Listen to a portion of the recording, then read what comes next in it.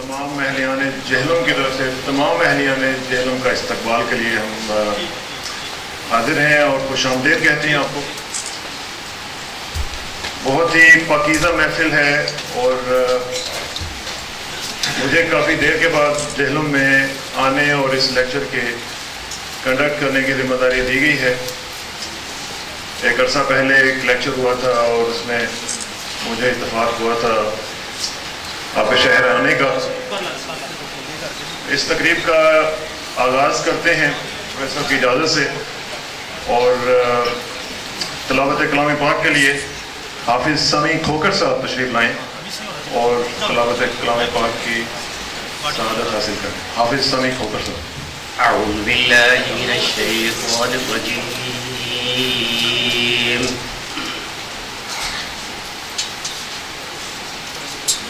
بسم اللہ الرحمن الرحیم.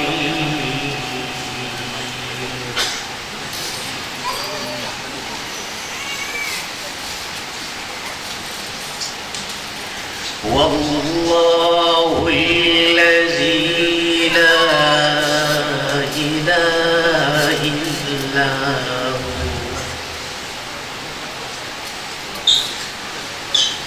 عالم الغیب والشہادہ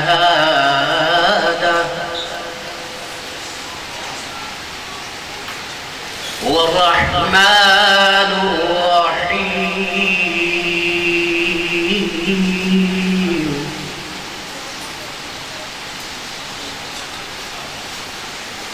واللہ الذی لا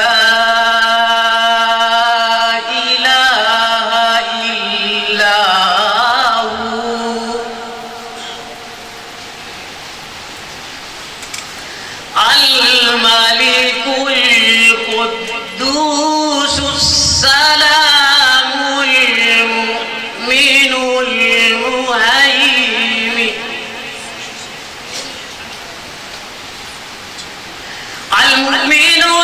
المهيمن العزيز الجبار المتكبر. سبحان اللہ عما یشرکون.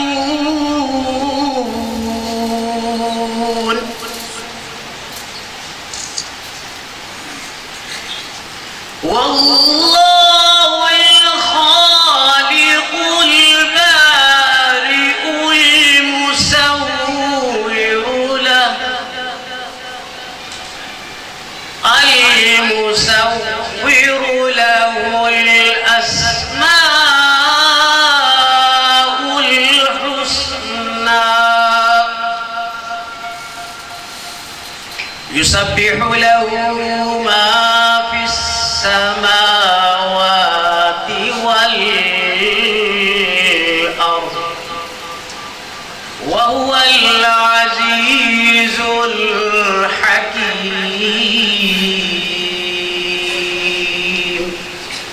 آمنت بالله صدق الله العظيم. In these verses of the Holy Quran, Allah says, Allah is the supreme power. Allah has created this world and everything in the world on the earth. Praise for Allah. May Allah be with us and flourish us. Ameen. آمین. جزاک اللہ. نعت رسول مقبول صلی اللہ علیہ وسلم کے لیے ملتمس ہوں سندس یوسف صاحبہ. چھین کی ساز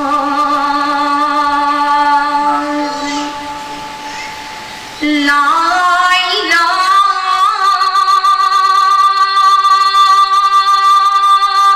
دھوم مچا گیا کوئی. چھین کی ساز لا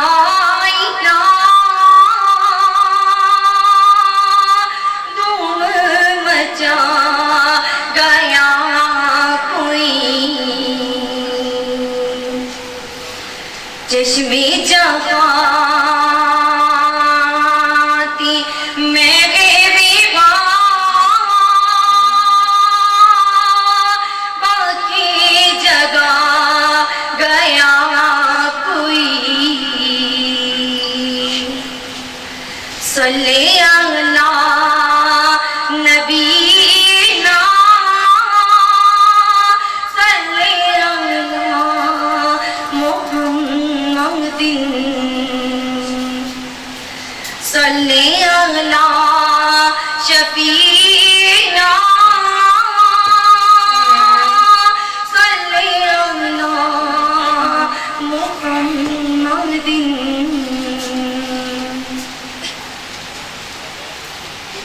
کرم کے بعد برس رہے ہیں دلوں کی کھیتی ہری بھری ہے کرم کے بعد برس رہے ہیں دلوں کی کھیتی ہری بھری ہے یہ کون آیا کہ ذکر جس کا نگر نگر گلی گلی ہے یہ کون بن کر قرار آیا یہ کون جانے بہار لایا یہ کون بن کر قرار آیا یہ کون جانے بہار لایا گلوں کے چہرے ہے نکھرے نکھرے کلی کلی پیش گفتگی ہے دیے دلوں کے جلائے رکھنا نبی کی محفل سجائے رکھنا دیے دلوں کے جلائے رکھنا نبی کی محفل سجائے رکھنا جو راغتی دل سکون و جاغے وہ ذکر ذکر محمدی ہے جو گالیاں سن کے دی دعائیں بروں کو اپنے گلے لگائے سراپا لطف و کرم جھوٹے تیری وہ میرے آقا کی زندگی ہے نبی کو اپنا خدا نہ مانو خدا سے لیکن جدا نہ جانو ہے اہل ایمان کا یہ عقیدہ خدا خدا ہے نبی نبی ہے نبی کا ہر جا ضبور کہیے ہاں کہیے کہیے ضرور کہیے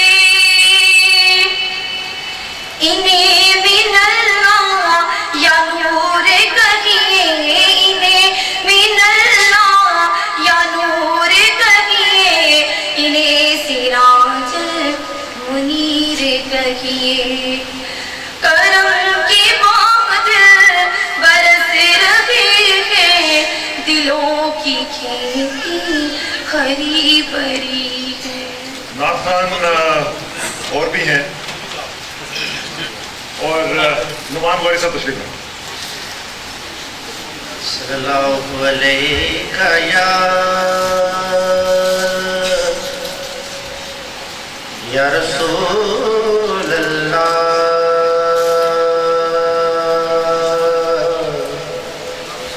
وسلم علیہ یا حبیب اللہ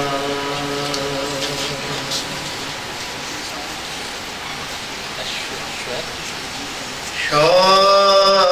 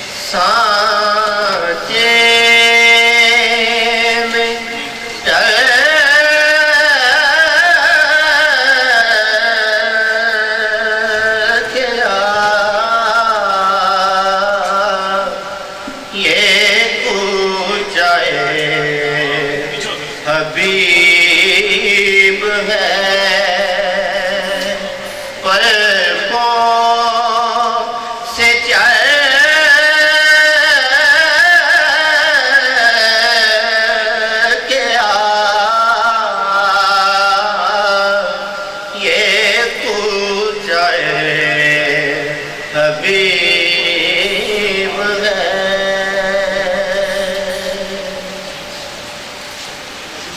ماہ عرب کے آگے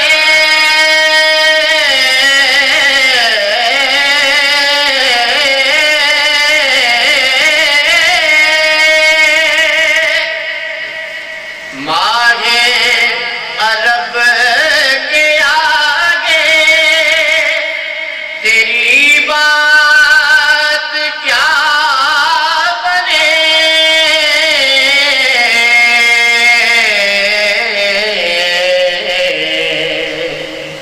اے ماہتاب روپنا ہے شب بدر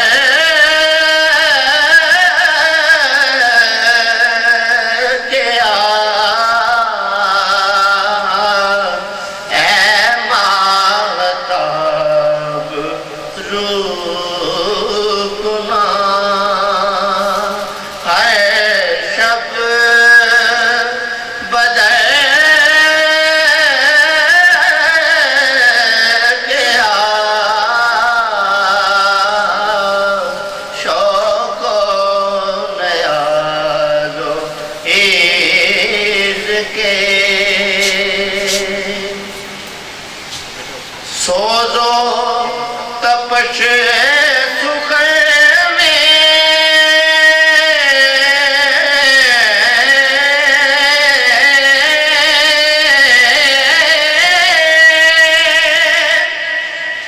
سوز و تپش سخن میں اگر چاہتا ہے تو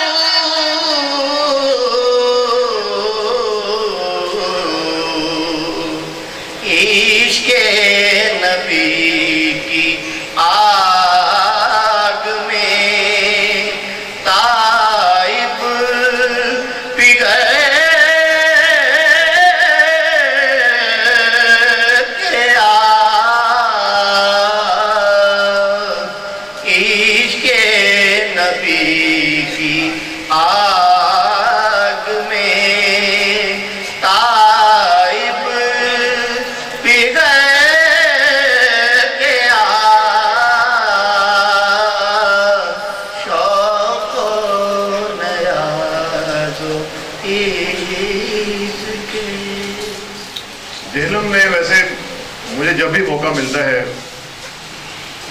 یقین کریں کہ بڑی خوشی ہوتی ہے. پروفیسر صاحب کا بھی تعلق جہلم کے ساتھ بنتا ہے اور مجھے ان کے تو خیر اب جہلم ایسے لگتا ہے جیسے اپنے گھر آتا ہوں.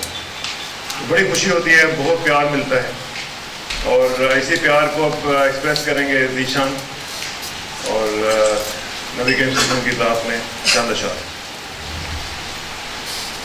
آنکھ سے ہجر مدینہ میں جو طوفان نکلا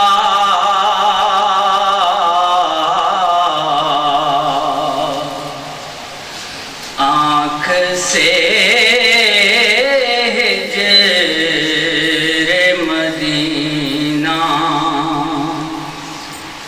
میں جو طوفان نکلا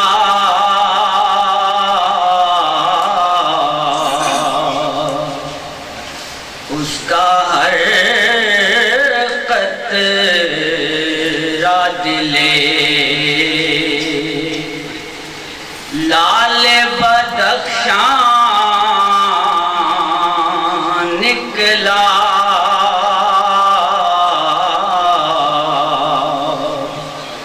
اس کا ہر قطرہ دلے اور بار اول جو پڑی گنبد خضرا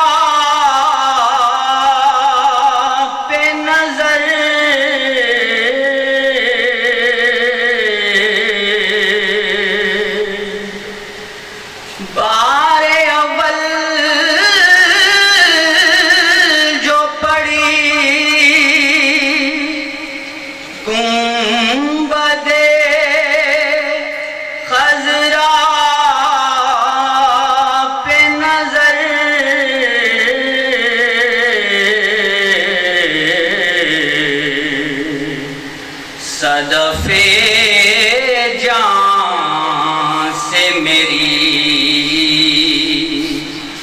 گوہر ارمان نکلا. اور اتنا کنسائز قسم کا آپ نے اظہار کیا کہ بہت شکریہ. میں تھوڑا سا قرآن بتا دوں کہ یہ فیض صاحب کی اسپیچ ہوگی بھی تھوڑی دیر کے بعد، اور اس کے بعد کویشچن آنسر سیشن ہوگا. اس کے لیے میں گزارش کروں گا آرگنائزر سے کہ آپ کو پیپرز اور پین اگر ہو سکے تو دے دیں. اس میں گزارش میری طرف سے یہ ہوگی کہ جتنا بریف رکھیں گے کویشچن اتنے ہی اس کے چانسز بڑھ جائیں گے شامل ہونے کے، اور ٹو دا پوائنٹ.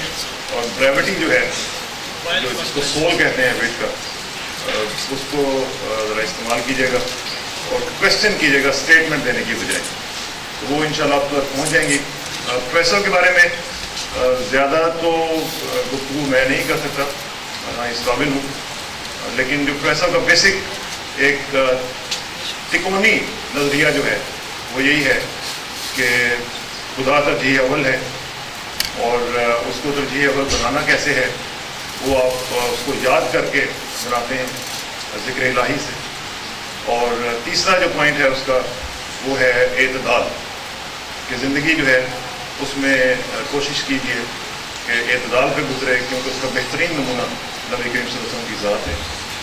یہ نظریہ جو ہے اس کے اوپر اگر ہم چلیں گے تو جیسے وہ فارسی میں کسی نے کہا تھا نا کہ دولت ہست کی یابی سرے راہ گاہ. اعوذ باللہ السمیع العلیم من الشیطان الرجیم. بسم اللہ الرحمن الرحیم. رب ادخلنی مدخل صدق واخرجنی مخرج صدق واجعلنی من لدنک سلطانا نصیرا.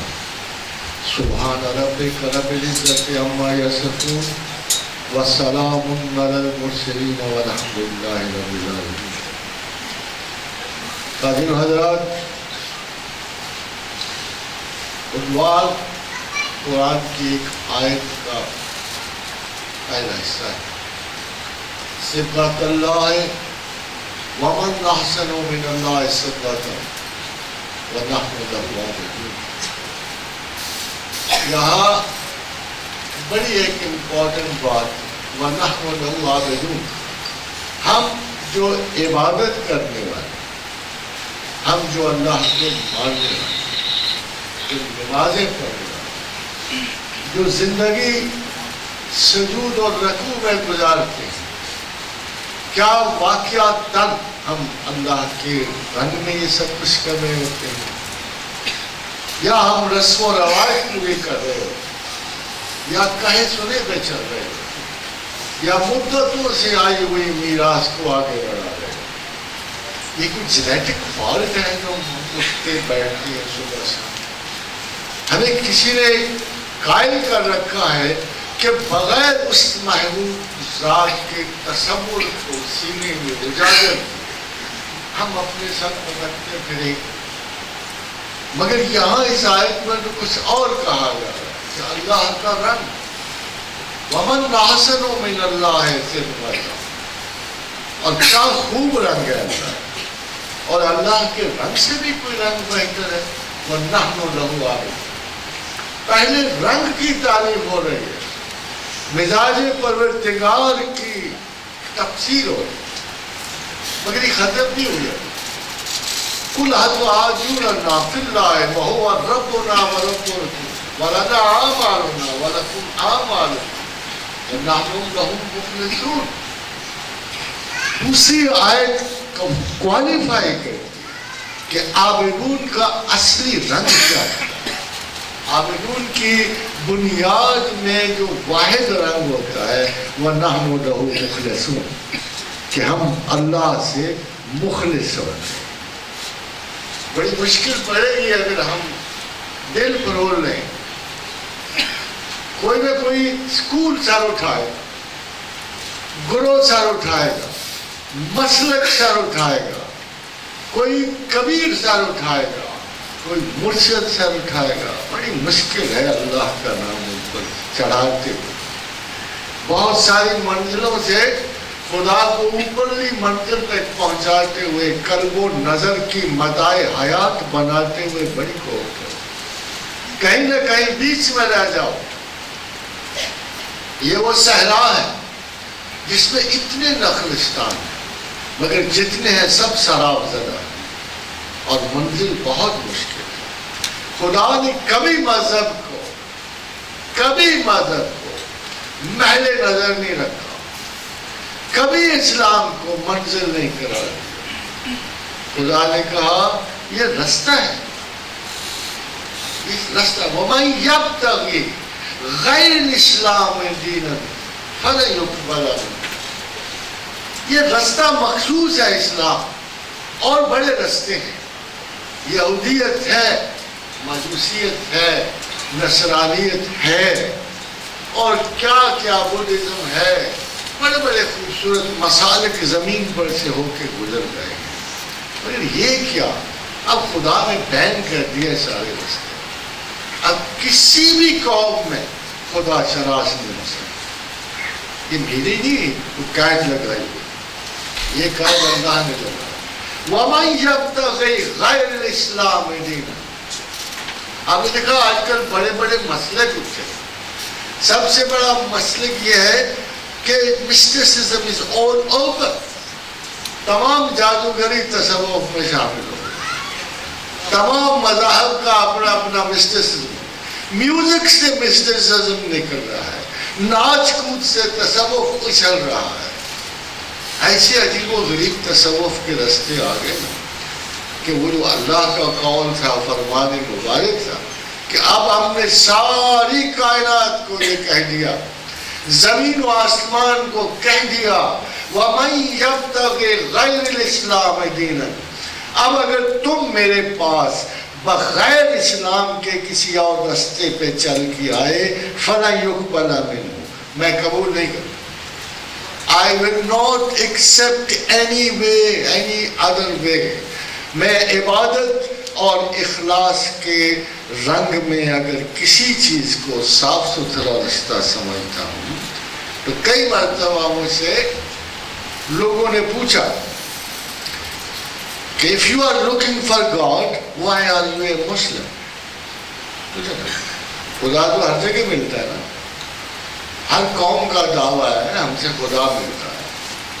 وہ جو راہب مقدس بیٹھا ہے اس کو نہیں خدا ملتا, دعویٰ تو کرتا ہے نا خدا ملتا ہے.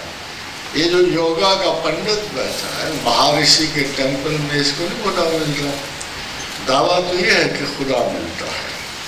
بدھزم کا لاما کہتا ہے کہ خدا ملتا ہے, مگر خدا کہتا ہے کہ نہیں ملتا, ان کو میں نہیں ملتا. Finality of judgment is not ushered by us. ہم نہیں کہتے, ہم چاہتے ہیں کہ سب مذہب میں خدا مل جائے. ہم چاہتے ہیں سب سکولوں سے خدا ابھرے, نکلے, چمکے, ہمارے سینوں پہ ظہور کرے. نہیں ملتا. That's one of the causes کہ خدا اتنا ریئر ہو گیا کہ اگر 7 ارب انسانوں کو نہیں ملتا تو واقعی نہیں ملتا, اور اگر کسی ایک شخص کو ملے گا تو صرف اسلام ہے, کیونکہ اس نے رستہ متعین کر. مگر خواتین و حضرات, مسئلہ یہ ہے دیوبند موجود, بریلی موجود, اہل حدیث موجود, کیا کیا خوبصورت فرقے موجود, اکابرین موجود, اصابرین موجود, بلیورز موجود, لشکر کے لشکر موجود, نظام اسلام کے داعین موجود. ایک بندہ خدا غائب, ایک بندہ خدا غائب. وہ جب اوپر چڑھتی ہے, دیکھو احرام کی کوئی چوٹی بھی تو, چلو یار عام مسجد میں نہ ملے, عام مدرسے میں نہ ملے, ان مولوی صاحب سے نہ ملے, ان اکابر سے نہ ملے, کہیں تو یار خدا ملے نا.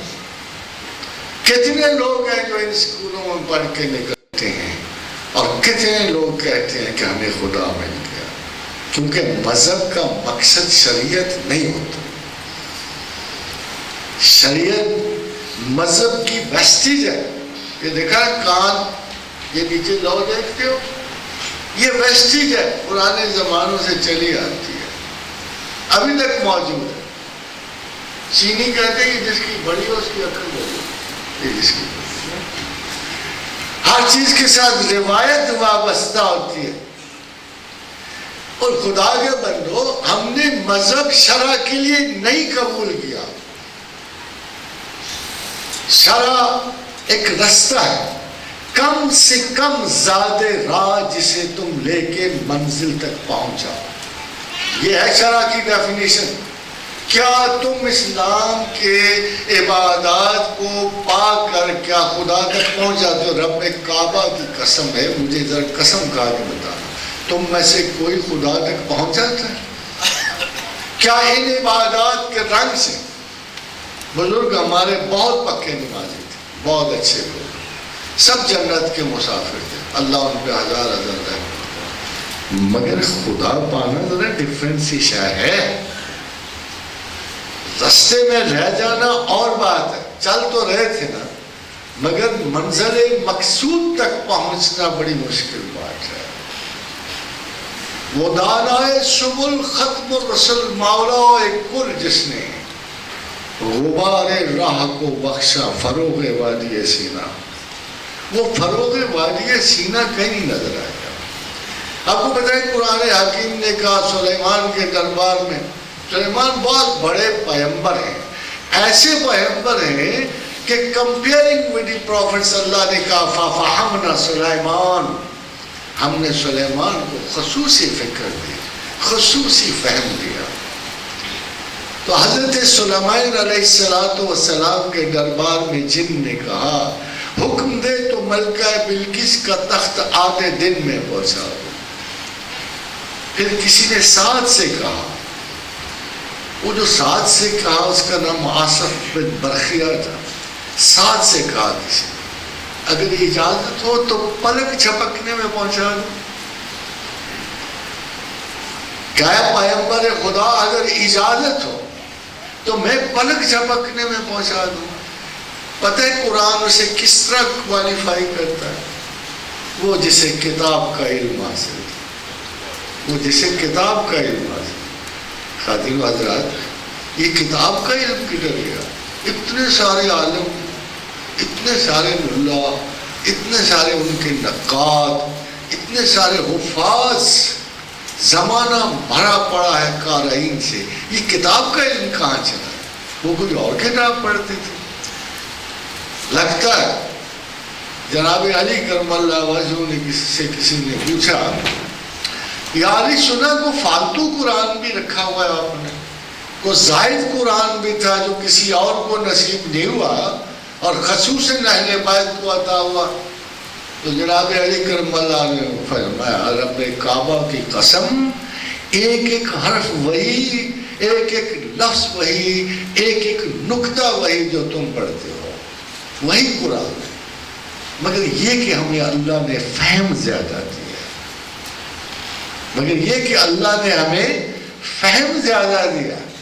یہ فہم والا ایک شخص تھا، خطبہ دے رہا تھا بڑی دور کو 1400-1500 میل دور. مسلمان جنگ لڑ رہے تھے. سپہ سالار کا نام تھا نعیم بن ساریہ. بڑی دور سے اس شخص نے دیکھا کہ مسلمان فوج تو گردش میں آ گئے، یہ تو تباہ ہونے کے بعد مدینے سے آواز دی اس صاحب خطبہ نے، یا ساریۃ الجبل، یا ساریۃ، اے نعیم بن ساریہ پہاڑ کو لو.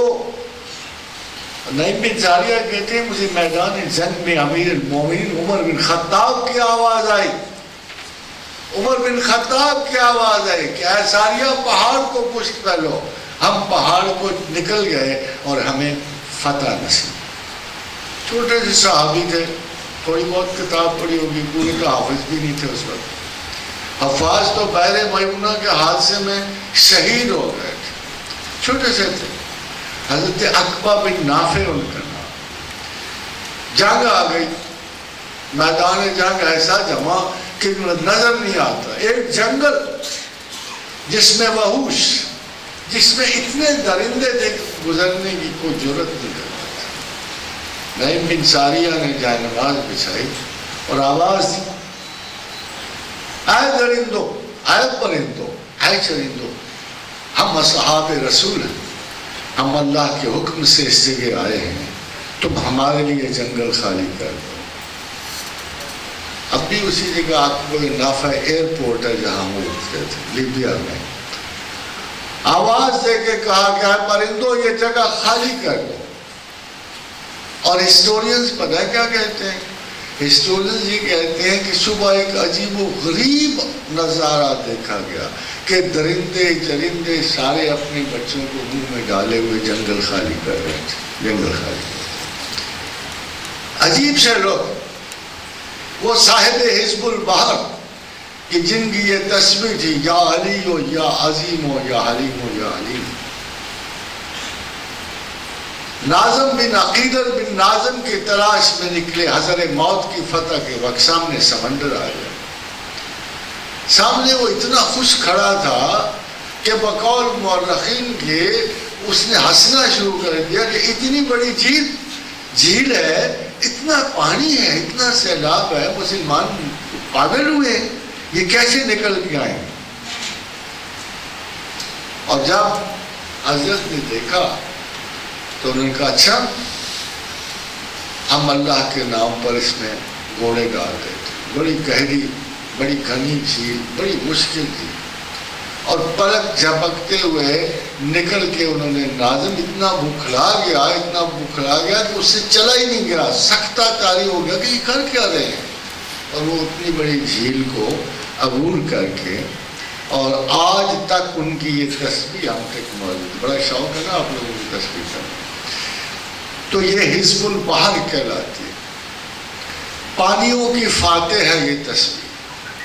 یا علی ہو یا عظیم ہو یا حلیم ہو یا علیم، یہ 4 الفاظ کی تسبیح تھی۔ اس کے ساتھ ایک دعا تھی، بسم اللہ الذی لا یضر مع اسمہ شیء فی الارض ولا فی السماء وهو السمیع العلیم ولا حول ولا قوة الا باللہ العلی العظیم وصلی اللہ تعالی علی خیر خلقہ محمد وآلہ وصحبہ اجمعین۔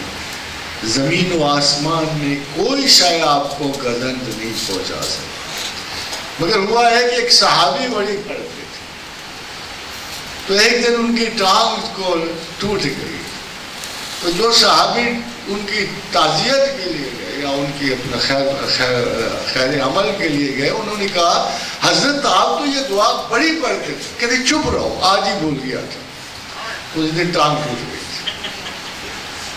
تو خدا کا رنگ جو ہے 2 چیزوں سے اسٹیبلش ہوتا ہے، اس میں کوئی شک نہیں کہ خدا کے رنگ سے کوئی رنگ نہیں، مگر یہ رنگ جو ہے قُلْ هَلْ أَرْجُلُنَا فِي اللَّهِ وَهُوَ رَبُّنَا وَرَبُّكُمْ وَلَنَا أَعْمَالُنَا وَلَكُمْ أَعْمَالُكُمْ وَنَحْنُ لَهُ مُخْلِصُونَ۔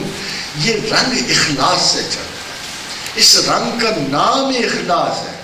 جب شیطان نے کہا ہے پروردگار تیرے بندوں کو میں ہر طرح سے آزماؤں گا، اوپر سے نیچے سے دائیں سے بائیں سے، تو اللہ نے کہا ہاں میں نے تیرے موافقین کا کچھ حصہ جہنم میں لکھ دیا ہے، تو جن کو بہکائے گا ان کو اپنے ساتھ لے جائے گا، مگر ایک بات یاد رکھنا کہ تو قیامت تک ان لوگوں کو کوئی ضرر نہیں پہنچا سکے گا، نہ ان کو گمراہ کر سکے گا جن کے دل میں میرے لیے الا عبادہ اللہ المخلصین، کہ ایک ذرہ برابر اخلاص بھی جس کے دل میں میرے لیے قائم ہے، تو اس کو کبھی بھی بہکا نہیں سکے گا، اور اس نے آخر میں میرے ساتھ ہی رہنا۔ خواتین و حضرات، رنگ ایک کیفیت مزاج کو کہتے ہیں۔ کیا رنگ ہے بھائی، کیا حال ہے، کس موڈ میں ہو؟ ہر آدمی کسی نہ کسی رنگ میں چل رہا ہوتا ہے۔ رنگ ناقص بھی ہو سکتے ہیں، رنگ اچھے بھی ہو سکتے ہیں، کمزور بھی ہو سکتے ہیں، رنگ پکے بھی ہو سکتے ہیں۔ کسی پہ پکا رنگ چڑھا ہوتا ہے، کسی پہ کچا رنگ ہے۔ یہ جسے آپ متلون مزاج کہتے ہو نا، یہ رنگوں کے بدلنے کی وجہ سے کہتے ہیں۔ جب رنگ تیزی سے بدلنے شروع ہو جائیں گرگٹ کی طرح، تو ہم کہتے ہیں یہ متلون مزاج ہے، اس کا کوئی رنگ ہی نہیں ہے، اس میں کوئی استقلال نہیں ہے، یہ مستقل نہیں ہے، اس کی کوئی پختگی حال نہیں ہے. سید حجویز جب وہ خراسان کی پہاڑیوں سے گزرے تو انہوں نے فرمایا کہ میں نے دیکھا 360 اولیاء ان پہاڑوں میں اپنے سفر کو طے کر رہے تھے. کچھ خوش مقام تھے, کچھ خوش نظر تھے, کچھ خوش حال تھے. خادم حضرات ان سب کو ملا کے رنگ کہتے ہیں. کچھ خوش مقام تھے, کچھ خوش حال تھے. خوشحال وہی ہوتے ہیں کہ جو لا حول ولا قوت الا باللہ پہ یقین رکھتے ہیں کہ جب میں نے اپنا اختیار, اپنا عمل, اپنا کردار, شعور و لاشعور سب کچھ اللہ کے حوالے کر دیا تو پھر مجھے کاہے کی فکر نہیں. میں خطا کروں کہ جزا کروں, مجھے کاہے کی فکر نہیں. جب میں نے کہہ دیا کہ اے میرے پروردگار, نہ میرا کوئی کام, نہ میرا حوصلہ, نہ میری قوت, نہ میرا ارادہ, جو کچھ ہے تیرا, تو جیسے چاہے کر. رنگ صوفیاء میں بڑا پاپولر رہا, دراصل بہت پاپولر رہا. آپ نے سنا ہوگا رنگ دے نظام موہ رنگ.